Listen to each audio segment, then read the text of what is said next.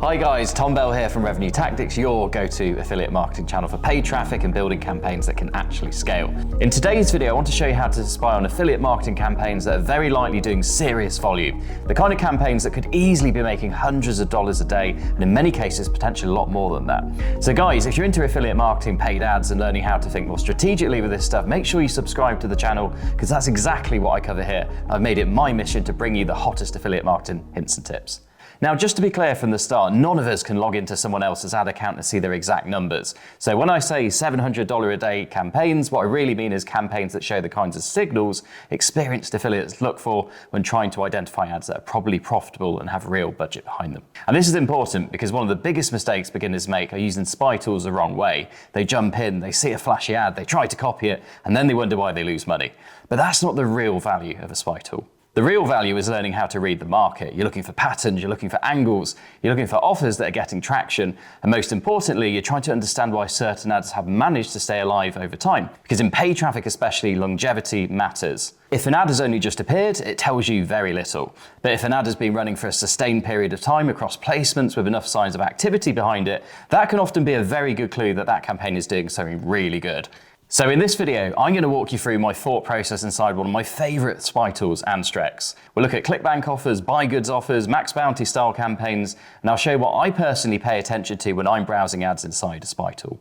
I'll also show you how to tighten up search criteria, how I filter out noise, and how I identify ads that are worth studying, not to blindly copy, but to use as inspiration for your own original campaigns. Right then, let's jump into the screen sharing and I'll show you exactly how I would approach this. Okay, so I'm now logged into the dashboard. Here we are inside Anstrex. Now, there's lots of tools like Anstrex. I'm not trying to say you should use this, but this is what I use. This is what all my students use. And I think it's a really great tool. Like I said, lots of options out there, but I feel this is probably best value for money. So I'll pop a link to that in the description below for you guys. So now I'm logged in, you'll see there's lots of different ads in here. I think a lot of people just assume they're only affiliate ads when they go into a native spy tool like this, but not the case at all. And I say native, but Anstrex have got lots of different options. They've got a pop option, drop ship, so you can find whatever you want for your traffic source, okay. So I'm going to do a search for the affiliate networks that we talked about at the beginning of the video. So I'm going to put ClickBank in there. We're also going to put BuyGoods. I'm also going to put MaxBounty. Okay, there we go, ads is at the bottom. So that'll make it a little bit more affiliate specific for what we're doing here.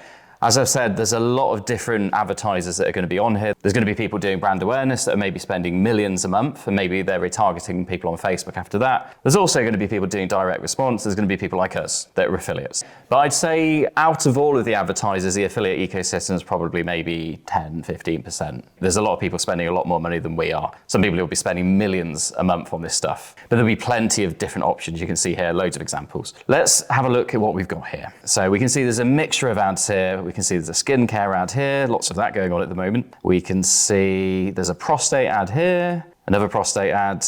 We can see there's a weight loss ad, and we've got some kind of knee pain thing here. So you'll find with the affiliate type of ads, they're a little bit more curiosity driven. Obviously, a lot of affiliates are running VSL offers, and the VSL marketing approach is a lot more visual than perhaps an e-commerce style approach where maybe you focus on the offer. VSL, you're going to focus more on the idea or the hook as opposed to the actual offer and deliverables themselves. So I did say in the video this was about $700 a day campaign, so let's get to that, shall we? Now, what I'd suggest you do is tighten up by days running. Okay, I'm going to go about 10 to 14 days here. So there we go, I've gone 13 days. Now, if somebody's been running an ad for 13 days, there's a very good chance they're making money. And the other thing we can do inside Anstrex, now I wouldn't recommend doing this as a layer on top of what we've got here, because I think you can end up over-optimizing things inside the tool. But you can see the ad strength here. So the higher the ad strength, the more volume somebody's going to be running. So I'll come back to that in just a moment. We can have a closer look. Like I said, if someone's been running an ad for a couple of weeks, a very good chance they're making money. Now, one mistake that people make is they try and over-optimize the days running. So they might have 80 days running, think, oh gosh, if someone's been running for almost 3 months, surely they're making tons and tons of money, and they might be. But what that person would be doing, what that advertiser would be doing is constantly refreshing their creative. So you could be missing out on other creatives that have been running for a shorter time that maybe get refreshed later on. Just going to come back to the search criteria that we looked at before. So I had it at about 15 days, there we go. Okay, and let's look at some examples of these ads here. Now, I've got one here for diabetes. Now, for me, I mean, it looks like we've got some cancer cells. I'm just struggling to see how that's going to qualify someone in the right way for a diabetes offer, perhaps. I normally prefer to show something that's a little bit more remedy orientated, or maybe show some kind of proof of concept in a before and after format, perhaps. This one I think is just a little bit vague for me, so I probably wouldn't look at that as a good example, but hey, maybe it's working for them, I hope it is. So if we come down to an ad like this looks like it's an ad that's been running on Taboola. I really like this actually, it looks very remedy orientated, looks very solution orientated. We've got the paste over the feet here. Nice, that's really good. If I was being critical, I'd say maybe there's not quite enough contrast against the background there. That's just me being picky. So these ads are probably converting very well, and a lot of these will probably be doing $700 a day plus. If you think about it, if you go into the ClickBank marketplace and have a look at some of the supplements that are available that pay out maybe $150, $200, you don't need many sales a day to get up to that $700 a day level. If you're having a look at digital offers that maybe pay out less, maybe that $50 to $60 range, you'd need obviously maybe 8 to 10 sales a day there, depending on the payout. So if I come back in here and have a look, we've got a neuropathy offer here that looks quite interesting. We've got this odd stretch position that this avatar is in here, this cartoon picture, which I really like. So the ad strength here is actually quite good as well. So it's almost at 10,000. So I would expect that person there is making some good money there. The thing I like about this picture too is the fact that it looks so different to a realistic picture. The vectorized kind of pictures can really stand out. So that's something you can try too, guys. So I'm going to go back to 0 days running now. And what I'm going to do this time is use the ad strength option. Like I said earlier, I wouldn't necessarily use them both in conjunction, just one at a time, because you could end up, as I always say, optimizing yourself into a corner. And that's not what we want to do. So I'm going to dial this up to about a quarter of the way through here. Okay, you don't have to be too specific. People try and be way too specific with the spy tools.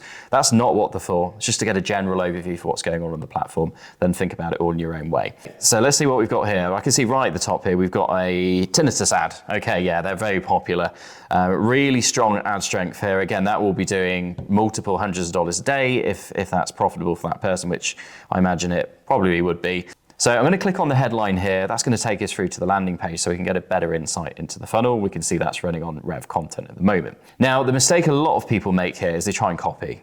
Don't be that guy that's just going to come into a spy tool, lift an image and put it into the same traffic source, because the algorithm's getting a lot smarter now. They're going to know that's duplicate content and they're going to penalize you and give you lower quality traffic. So you can try it, but don't. It won't work for you. Just giving you the advice now. Now you can get much more specific with all of the different criteria on here. So I'm going to come out of here. So I'm going to dial the ad strength back a little bit now and just reset the search. I'm going to have a look at energy, because a lot of power bills have been rising recently, so that might be a good market to go after. So if I go in and put in affiliate network on top, like I said, you can layer things, you can do things individually, or you can layer things as well. Okay, nice. Okay, I love this picture here. That really looks convincing. Loads of curiosity. What the hell is that? Clearly qualifies people for energy as well. That's a nice one. Ad strength, not as high. Maybe that's a new ad that's just started running. But what you could do, like I said, you could use the search, you could have a look by affiliate network, and then you could dial it up via the ad strength option as well, guys.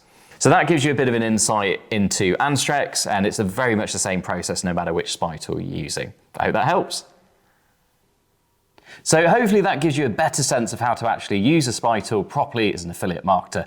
As you can see, the goal here is not to jump into a tool like this, find an ad that looks good, and just copy the whole thing. Not only is that lazy marketing, and more often than not, it will definitely lead to poor results. Mainly because at the algorithmic level, at the traffic source, they don't want duplicate content on the platforms, whether that be Facebook, native, or Google, and they'll actually penalize you with lower quality traffic. A lot of people don't know that, but that's what's really going on. The real goal is to develop better judgment. You want to start recognizing strong offers. You want to start spotting angles that are clearly getting traction. And you want to notice patterns in advertorial structures, headline styles, curiosity hooks, pain points, and the kinds of stories that keep people showing up again and again. That's where the real value is. And when you combine that with a solid offer, good tracking, and disciplined testing, that's when things start to get really interesting. If you want help with that entire process, that's exactly what I teach inside my Native Ads Masterclass. It's an over-the-shoulder training where I walk you through how I approach native ads properly, from choosing offers to building funnels to creating angles to understanding the numbers and testing campaigns in a structured way. And then if you want more hands-on help from me personally, I also offer one-on-one coaching where I work directly with you to fast-track the learning curve and help you to avoid making a lot of the expensive mistakes most people make when they try to figure this out on their own. So if either of those options sounds good to you, then check out the links below in the description. And if you enjoyed the video, give it a like, subscribe to the channel, and let me know in the comments if you'd like me to do more breakdowns just like this, maybe around specific niches, specific offers, or even specific advertorial styles. As always, guys, thanks for watching, and I'll see you in the next one.